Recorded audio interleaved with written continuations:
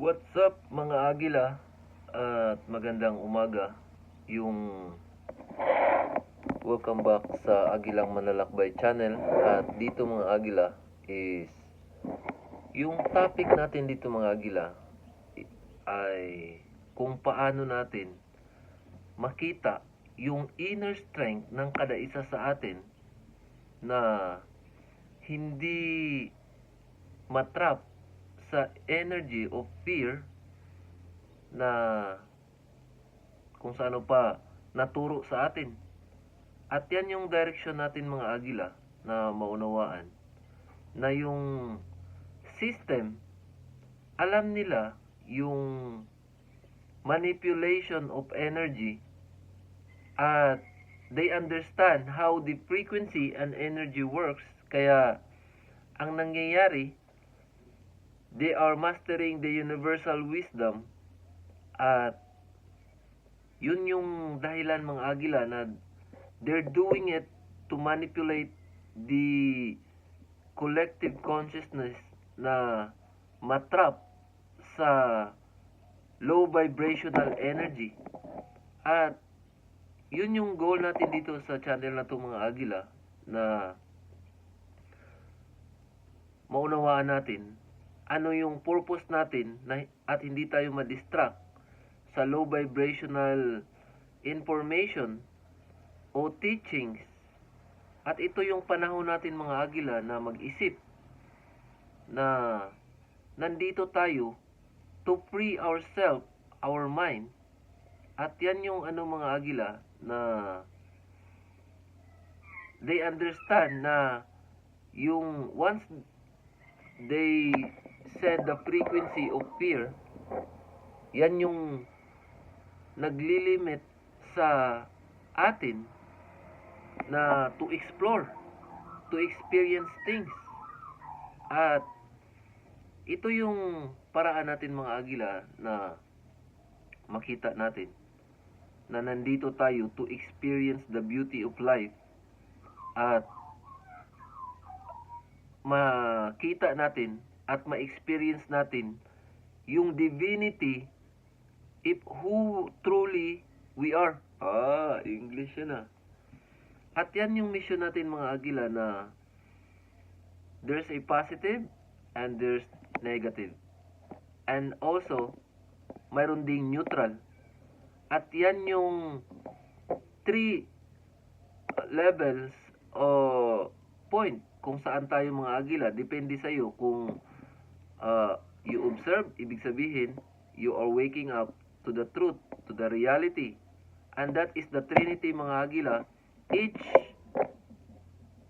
points mga agila has its own frequency. Na for example, you are in neutral.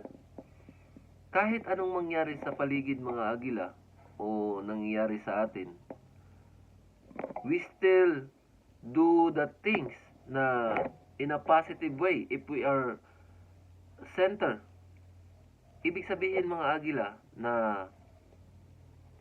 yung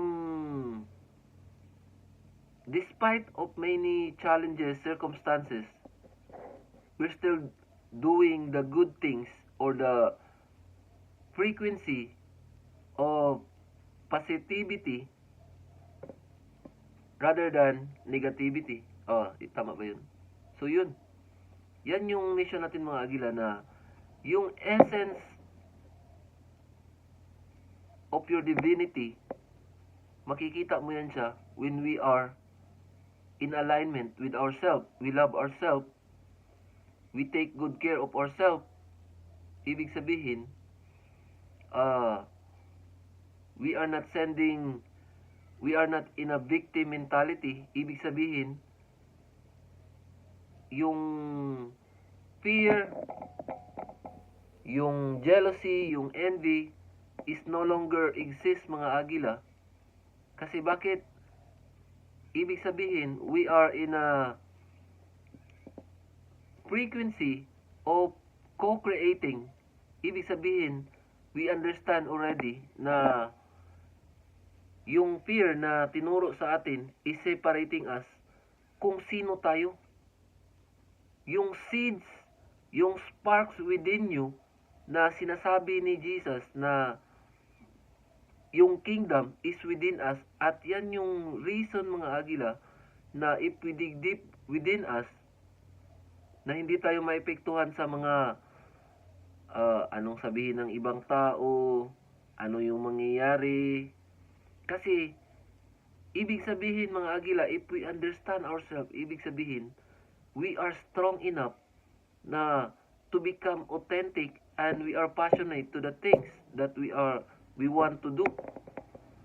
So we have that power mga agila, yung inner strength natin na ma-realize natin our divinity. We are the light being mga agila. Yung spark na sa loob natin, yung seeds, is nandyan para sa atin to cultivate it, to understand what is our purpose, who you are, at kung sa ano pa, ano yung mission mo dito, ano yung reason, ano yung soul contract mo, at ma-experience natin yung the beauty of nature, beauty of unconditional love, the beauty of knowing yourself, knowing us. Kasi ikaw yung writer, producer, filmmaker, creator ng buhay mo. Ibig sabihin, if you understand that mga agila, ma-realize mo na yung projections, yung teachings, yung lessons na natutunan natin, if we can relearn it and we understand that we have this auric field na yung words can affect our entire frequency. Ibig sabihin mga agila, don't talk negative things sa sarili mo. Kasi bakit? Yan yung words mga agila is manifesting na maka-epekto sa kung sa ano pa, sa auric field mo. Ibig sabihin, sa mind mo, the way you think, the way you perceive, the way you understand things. At yan yung ano mga agila na if you value yourself, ibig sabihin, hindi ka magsalita ng mga hindi magaganda na mga words. Kasi yung words mga agila is the only thing that can penetrate our auric field or our energy na depende. For example, you choose a word na I'm beautiful. I'm divine. What energy na mararamdaman mo mga agila, does it give you light, freedom, that emotion na kung sa ano pa, beauty? At once you say negative things, ibig sabihin mga agila, you are not loving yourself. At yan yung ano mga agila na yung mga authentic at strong individuals can understand what I'm talking. At nandito tayo mga agila to free ourselves. Kasi base sa experience ko mga agila, yung iba is natatakot, yung iba is nag-give up na. But alam ko sa sarili ko mga agila na paano ko malalaman o masusubukan, paano ko malalaman kung hindi ko susubukan? At yan yung nasa isip ko mga agila na paano ako mag-evolve if natatakot ako sa sinasabi ng tao na ginawa ko yan dati pero hindi nangyari. Pero yung mga kasama ko, makilala ko is ginawa nila ngayon. Mayaman na sila. O successful na sila o mayroon na silang nagawa sa buhay nila. Pero alam mo yun mga agila na yung pagsisisi is hindi mo na mabalik kasi dahil sa takot, dahil sa tawag nito, dahil sa projection ng iba, at kung maunawaan mo mga agila kung ano yung energy, ano yung frequency, ano yung epekto sa mga sarili natin, sa buhay natin, sa planet Earth, ano yung nangyayari sa collective consciousness, at yan yung ano mga agila na if we understand ourselves mga agila, ang mangyayari, we are giving life, we are protecting the nature who is supporting us.